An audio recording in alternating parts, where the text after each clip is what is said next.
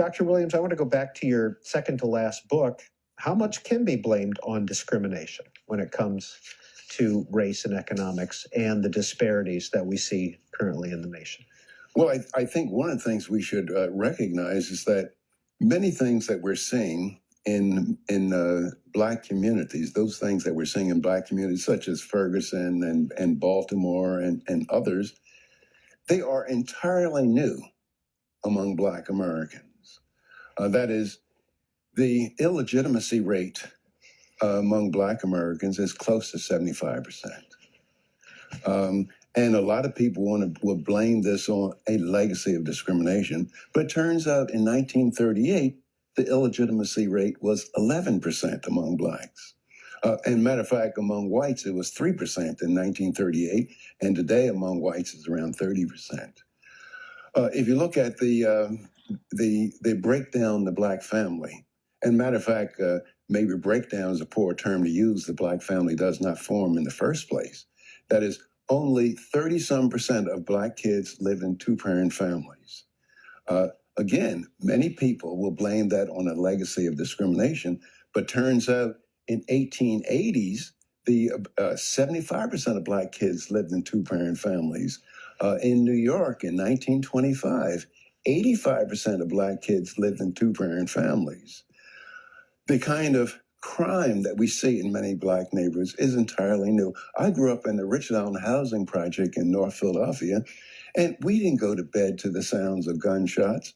And many people, they did not lock their door until 11 o'clock or 10 o'clock at night when everybody was home. There was far greater civility in poor Black neighborhoods at a time when Black people were closer to slavery, only two or three generations out of slavery, and there were not the opportunities, and there's far greater discrimination against Blacks as we find today. So what I'm arguing is that much of what we see has absolutely nothing to do with discrimination. If you look at, the fact of business, which is not very pleasant to talk about, if you ask the question, in what cities do Black people are Black people most insecure, receive the grossly poor education, and have other very, very poor living standards, they are in the very cities where a Black is the mayor, a Black is the chief of police, Black is the superintendent of school, and the very cities where the administration has in those cities have been Democrat for half a century. So I'm not stating a causal relationship between Blacks being in political control of these cities and the poor living conditions and the poor standards in school. But what I'm saying is that you can't blame it on discrimination. That is, the rotten education that Black kids are receiving in Washington, D.C., nowhere in the world can you blame that on racial discrimination when the political mechanism in Washington, D.C. is Black, unless you want to say that the Black politicians are engaging in racial discrimination and oppressing their people.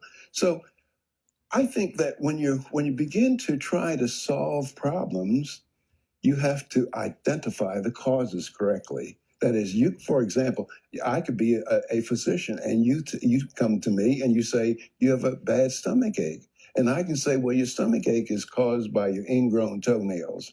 Well, if there's no relationship between your ingrown toenails and your stomach ache, I can treat your ingrown toenails all at once, and you're still going to have the stomach ache. And the same thing with trying to help people out.